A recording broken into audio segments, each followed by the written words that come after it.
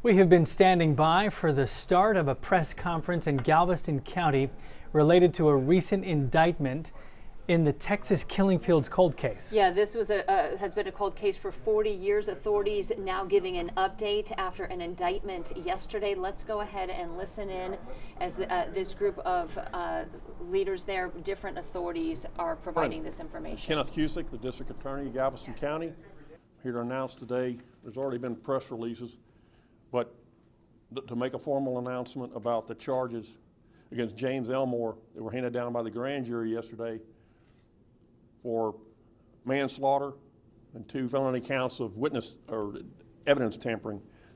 He was arrested yesterday afternoon. He's in custody, now pending disposition of his cases. My office is going to seek detention in this case, pending trial for various reasons. Mainly the circumstances of the case, length of the time, criminal history, and there'll be other things that'll be pointed out to the court. But what my main purpose here today is to convey a message to you that due to the concerted efforts of the law enforcement agencies in this county, this 40-year cycle of violence by these defendants against women, we're trying to make headway on it. And I think we made significant headway yesterday in getting the charge against Mr. Elmore and having him arrested, because the allegations are going to show he was involved with 2 of the murders against Laura Miller and Audrey Cook. And the allegations also include the evidence tampering was about disposition of their bodies. But I want you to know that although it's taken this long, there has been a lot of effort expended, agent hours, office hours, money and lab results, everything else by all of these agencies that are involved. You have the press release with all the agencies involved, but I want to reiterate who helped with this case so nobody's left out. It was the League City Police Department, Hitchcock Police Department, Galveston County Sheriff's Office, the Texas City Police Department, the Federal Bureau of Investigation, Dickinson Police Department, the Galveston Police Department, and the Santa Fe Police Department. Last December, I was approached by Mr. Tim Miller, who's the father of one of the victims, Laura Miller. I understand his concern, his frustration that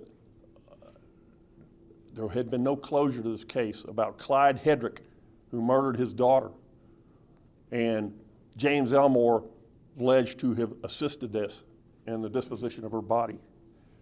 And at that meeting I had with Mr. Miller, I promised him that I would gather in all of the evidence that had been obtained to date for the last since 1983, and I would take a new objective look at it, and depending on what evidence we had, we would seek appropriate charges against those persons and for those charges that we could prove.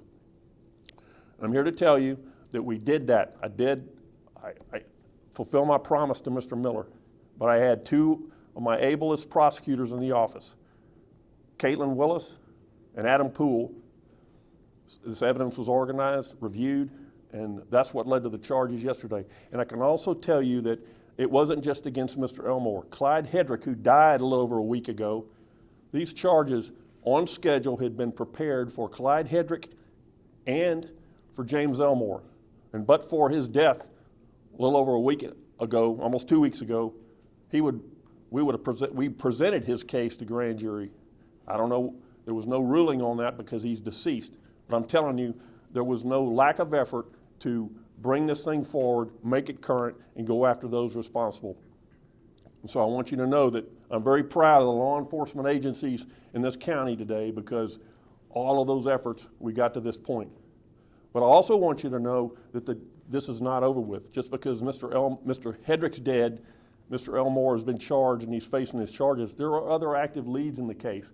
Therefore, we're not going to elaborate on a bunch of detailed questions, because there are some active leads in this investigation that can still be pursued to bring to justice some people who may have escaped justice thus far. And I also want to finish up by saying the efforts of law enforcement is also a testimony to the fact that some of these cold cases or unsolved murders that have occurred in the county that are not related to the killing fields cases, I ask anybody with information, any leads that could be brought forward to some of the area law enforcement agencies, do it, because I don't want anybody to feel like there's never gonna, that this is done, we're never gonna solve this murder, therefore nobody's gonna do anything about it. This is an example of, it took a while, re-examine the stuff, redouble our efforts, but we're able to solve one part of these murders. So nobody should feel demoralized or feel like nothing's going to be done or can't be done. Please provide all information to the law enforcement agency available, because there are a number of unsolved murder cases in this county that still need to be solved. And I know the agencies will not give up. If we've got leads to act on and information to move forward, we will do it. And we will prosecute if we get enough evidence. So, thank you. We'll take a couple questions, but. Has Mr. Elmore made any statements? Sir? Has Mr. Elmore made any statements? Well, Paraphrase or? nothing since his arrest. Is there any evidence that you can share that links James to these actual crimes, anything at all? Well, at this point, what's public record is what's in the indictment, the charges, what he was arrested upon.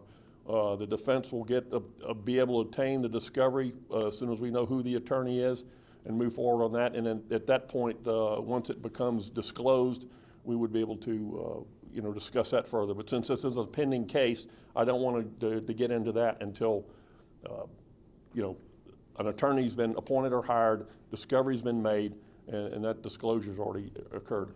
Kenneth, you said too that they're looking into the other cases, in particular the Shonda Rambler case over in Santa Fe. Santa Fe PD last year was digging up on a property where she had been. Elmore was the last person seen with her. They have said all along that he was the lead suspect. That's going to be one of the cases y'all looking into, his possible connection there. Yeah, we don't rule out any leads, any further investigation that we have at this point, so I don't want to elaborate on that. How much of a factor was Elmore's statements to Mr. Miller over the years? Yes, sir. How would you characterize the relationship? Were they friends, roommates, relations? Who are you referring to? Dietrich and Elmore. Well, they were friends over the years. For how long? Decades, since the 80s that we're aware of. How much of an impact did Mr. Elmore's statements to Mr. Miller have on getting this investigation moving forward? There are certainly statements that are made that will be useful in the prosecution of the case, but those were not the only statements made by him, therefore not the only evidence. There were other statements made by Mr. Elmore, and then we have other evidence that we would consider corroborating or backing up and proving up the truth of what he said. You said earlier that Dietrich murdered Laura Miller. He hadn't never been indicted for murder. What changed that you can say that today that hasn't been able to been said over the last 40 years? Well, because I've only been in office, I haven't been in office 6 months. And so from my review, limited review, and discussions with my prosecutors who have reviewed it thoroughly, there was additional evidence that was forthcoming that allows us to bridge that, which is in addition, includes the evidence against Mr. Elmore. He fits in the whole sequence of events. It's not just, these were separate events that occurred and can be isolated. So Kenneth, let me ask you real fast on Clyde Hedrick. He had just done an interview with a detective that's part of y'all's task force. He dies a few days later. Has there been a cause of death determined that y'all know of for that? Was it natural causes, suicide, what was it? There was a finding in the hospital, what was that exactly? That he took his own life. Did he remove his trach tube? Is that how he did it? That's the understanding of what happened from the doctors at the hospital. In your presentation to the grand jury, was it for all 4 murders against Hedrick or just Laura and Audrey? Or was it all 4?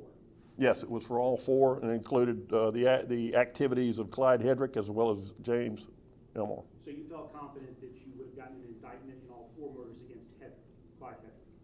Yes, I don't know what the grand jury, that's their ultimate decision, but I was confident we could have obtained that. Okay, we're going to take one more question. Sir, were there things that were missed over these past few decades that you would say led up to this indictment now? things that were missed. No, this was a re-examination of what we had. There were some efforts here in the last couple of years that brought things a lot forward and solidified them, and such that we could do what we did yesterday. Real quick. That's it, Jane, ma'am. That's it. Thank you very much. We're done.